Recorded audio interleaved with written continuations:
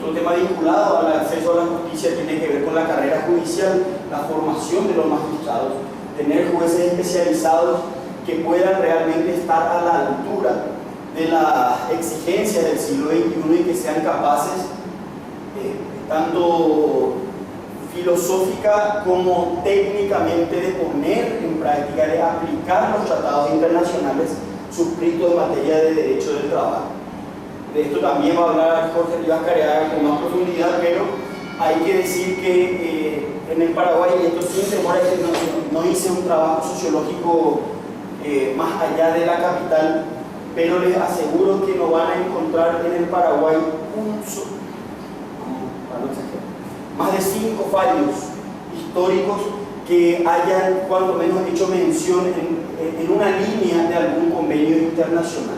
Y eso habla a las claras del desconocimiento de parte de los magistrados, porque no hay una carrera judicial, no se potencia realmente la especialidad en el fuero, y por supuesto que eso se traduce en una alarmante denegación al acceso al sistema de justicia. Y también el acceso a la magistratura propiamente dicha, ¿verdad? Que está muy relacionado con lo anterior. Realmente el sistema de selección de magistrados está extremadamente partidizado, me gusta decir a mí,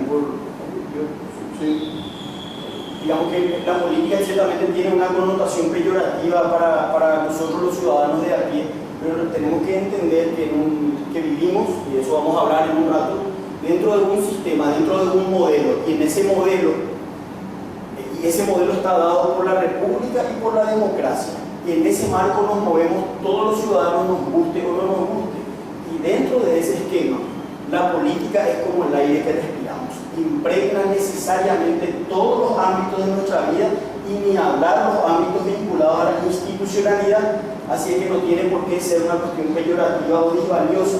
La política es, en ese juego de control, intercontrol de poderes, la política es fundamental. Así es que no es un problema de politización de la justicia, sino fundamentalmente de sectarismo, de participación y de selección de magistrados funcionales al poder político. Es decir, personas que lejos de cumplir con su rol de contrapeso al ejercicio del poder, terminan siendo apéndices, brazos ejecutores, dice Roberto Gargarella, un constitucionalista importante aquí de la Argentina, dice, terminan siendo el brazo armado del poder político. Y esa es una situación que tenemos que evidenciarla en espacios como este para que podamos pensar soluciones globales, soluciones que realmente se traduzcan en una mejora del sistema de acceso al servicio de justicia. Bueno, este marco teórico, como les decía, está dado por la democracia, la república, el Estado de Derecho, la Constitución Nacional y el proceso. Fundamentalmente, ¿cuáles son los fines del proceso? Reitero, a veces existe una enorme confusión conceptual al respecto, porque muchas veces se ve al proceso como una herramienta al servicio de la pretensión punitiva del Estado, desde una corriente. Mientras que la Constitución Nacional, cuando habla del sistema de enjuiciamiento, cuando habla del proceso, está pensando en otra cosa. Es decir, no necesariamente en una herramienta al servicio del Estado, sino en una herramienta al servicio de las garantías que tenemos todos los ciudadanos, precisamente para evitar los excesos de parte del Estado. Ayer me conmovió mucho, entre paréntesis vinculado al tema, me conmovió mucho advertir que aquí en la entrada del Colegio de Abogados hay una placa recordatoria en homenaje a todos aquellos colegas que fueron víctimas del terrorismo de Estado, dice la placa. A mí me gusta decir simplemente de los excesos que habitualmente comete el Estado. Y realmente me conmovió porque habla a las claras de cuál es la apuesta que se realiza, cuál es la línea filosófica que se defiende desde este espacio. Y es importante enfatizar eso. Y gran parte de esos abusos que fueron evidenciados, por ejemplo, en esa placa recordatoria, se cometen porque los ciudadanos en general, los abogados en particular, no entendemos de qué se trata esto de vincularse a un proceso judicial. Entonces, por eso considero prudente hacer una reflexión cuanto menos básica al respecto. Esa es una pregunta bastante compleja. Es una pregunta tan compleja que Giovanni Sartori, el politólogo prestigioso politólogo contemporáneo italiano, tiene un libro que precisamente se titula ¿Qué es la democracia? Y en 580 y tantas páginas apenas logra poner en evidencia cuál es el problema, no puede dar una solución a una persona de su reputación, de su quilate, de su formación. Así es que hago la salvedad que es muy difícil que podamos realmente desgranar la esencia misma de la democracia en tan poco tiempo. Pero no obstante esa dificultad, me parece que podemos entre todos tratar de poner en evidencia algunos de sus rasgos más importantes. Y para el efecto es bueno aproximarnos al fenómeno desde distintas aristas, desde distintos puntos de vista. Fernando Savater, que es un filósofo español contemporáneo muy lúcido, de hecho para mí es uno de mis referentes principales, Fernando Savater explica que vivir en democracia significa que los ciudadanos nos sepamos ruidosamente descontentos con el régimen jurídico político que nos rige. Así conceptualiza lo que es la democracia. Y a mí me parece sumamente interesante su definición, fundamentalmente porque pone el énfasis en el aspecto en lo personal, el aspecto que más siento yo, que es la sociedad civil, ¿verdad? Él enfatiza que el protagonismo principal recae en la sociedad civil, y eso de sabernos ruidosamente descontentos con el régimen jurídico político que nos rige marca a las claras de cuál es nuestro compromiso como ciudadanos.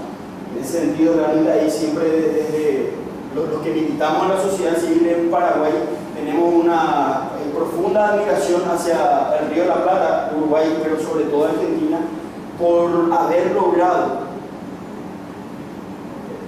consolidar una clase media que no tiene temor al poder político, es decir, que sabe expresarse en las calles, que sabe manifestar su descontento, y sin lugar a dudas esa situación ayuda muchísimo a mejorar la calidad de la democracia. Fíjense que con todo eso que han logrado ustedes aquí en Argentina, igual la situación no es de las mejores, pero piensen en lo que hubiese pasado, lo que hubiesen estado viviendo o padeciendo hoy si ese ejercicio ciudadano no se hubiese consolidado en el tiempo.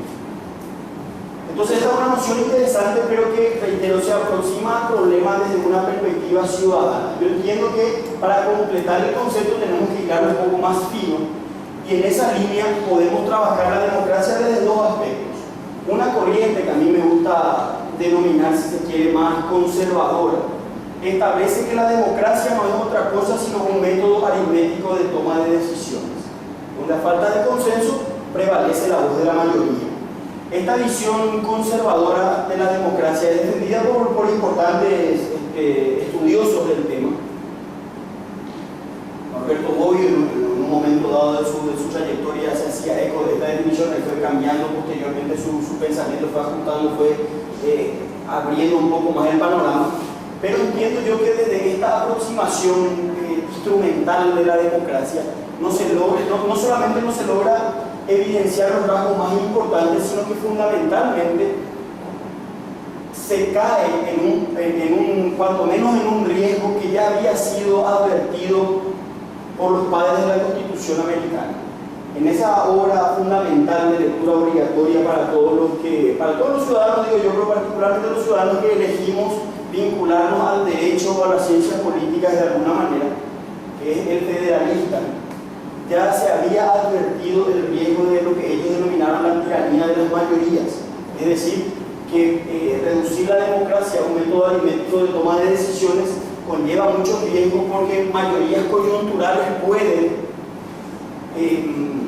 desplazar derechos fundamentales de aquellos que por alguna razón no están de acuerdo con el pensamiento mayoritario.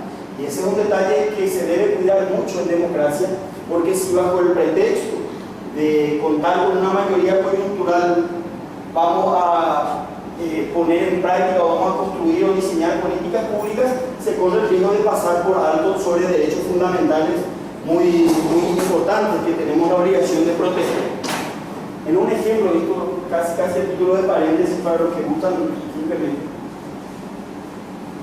tenemos que, y en esta línea, para marcar esa enorme perversión que representa darle poder, o mucho poder, o poder desmedido a los funcionarios públicos, me parece importante apelar a la literatura gauchesca, concretamente al Martín Fierro, ¿verdad? Que en su sabiduría popular ya había establecido claramente los riesgos que se corren desde cuando los ciudadanos perdemos de vista nuestro rol. Y él decía, como todos recordarán, al referirse al esquema legal vigente en una sociedad, decía: es la ley como la lluvia, nunca puede ser pareja, el que la aguanta se queja, pero el asunto es sencillo, la ley es como el cuchillo y no ofende a quien lo maneja. Decía también: la ley es como la lluvia, y la ley es tela de araña, y en mi ignorancia lo explico, no la tema el hombre rico, nunca la tema el que manda, pues la rompe el bicho grande y solo enrieda a los chicos.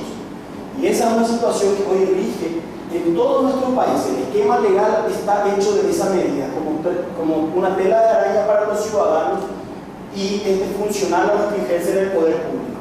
Y por esa razón nuestros tratados internacionales en materia de derecho laboral, en materia de seguridad social, distan mucho de tener una utilidad práctica. Entonces el desafío principal que tenemos nosotros pasa por revertir esa situación y desde foros como este bregar porque el poder público sea funcional a los intereses de los ciudadanos, a los intereses de los trabajadores, concretamente por el tema que estamos tocando acá.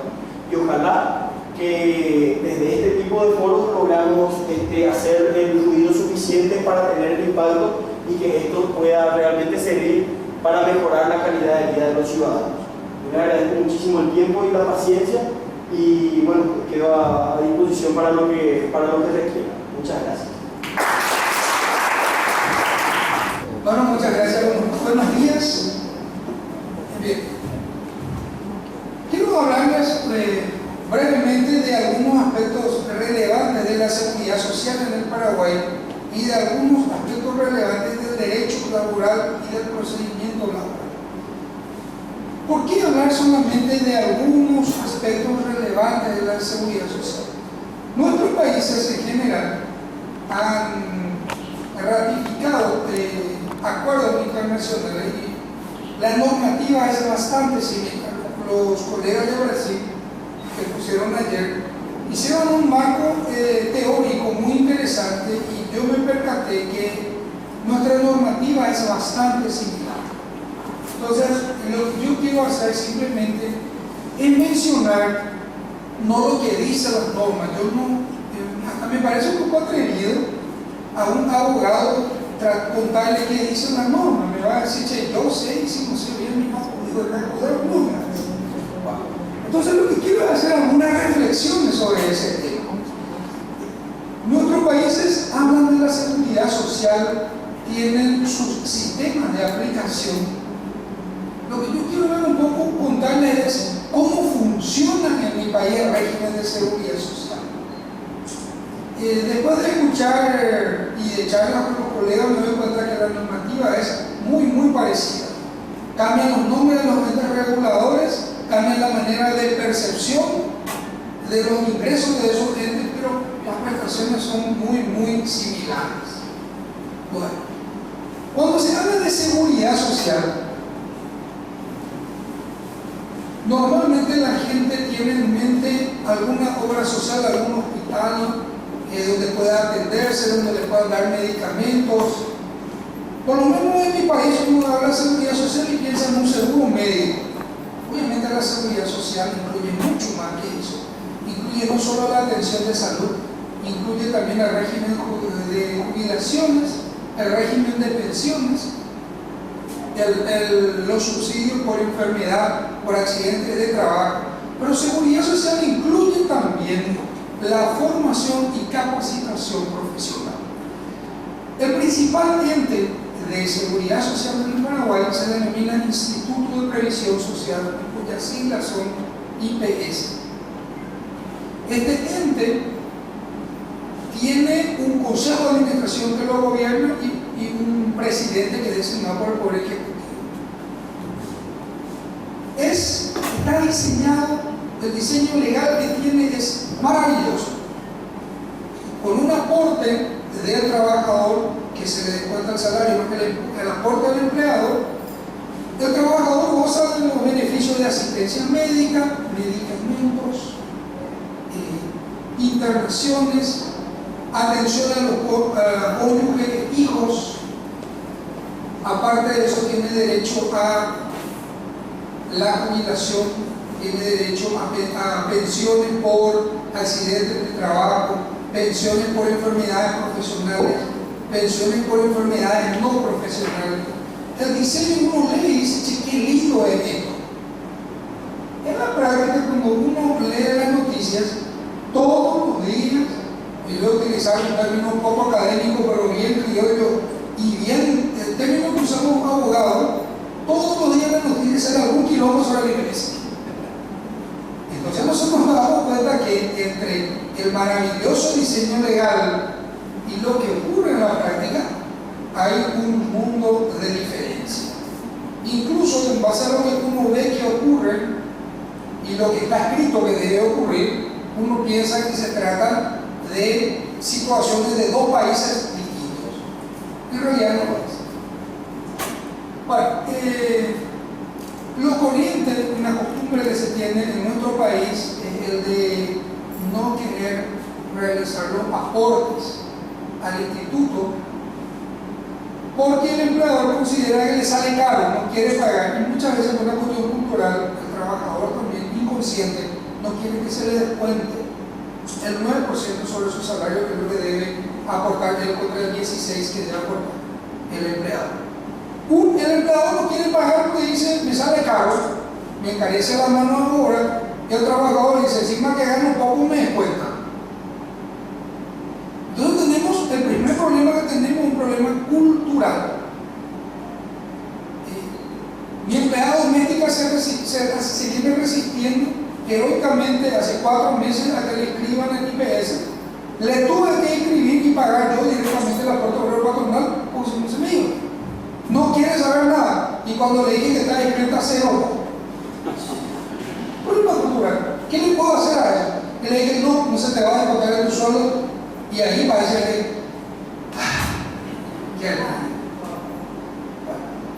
y ya cuando la gente piensa así, razona así, no hay nada que hacer. Son los gobiernos los que tenemos que haremos así, ¿verdad? ¿Cómo saldrá después la cosecha? Ya es recto, pero es lo que tenemos. Quería comentarles que el problema principal, aparte de la resistencia cultural que tenemos, radica también a que, para desgracia nuestro Instituto de Previsión Social es uno de los entes más corruptos que existe en la República. Realmente, normalmente pues se suele, los aduaneros tienen fama de ser bandidos.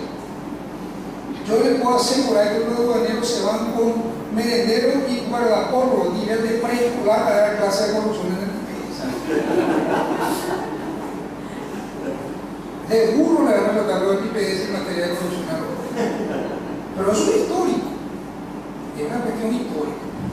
Bueno, aparte de que nadie quiere que se le descuente y el otro sector no quiere pagar porque le sale caro la mano, ahora está la fama de bandido que tienen, que hace que absolutamente nadie quiera y que tenga que obligarse y coercitivamente imponerse el régimen de aportes. Pero una vez que te imponen este régimen de aportes, nos encontramos con algunos casos curiosos. Medicamentos hay de los básicos.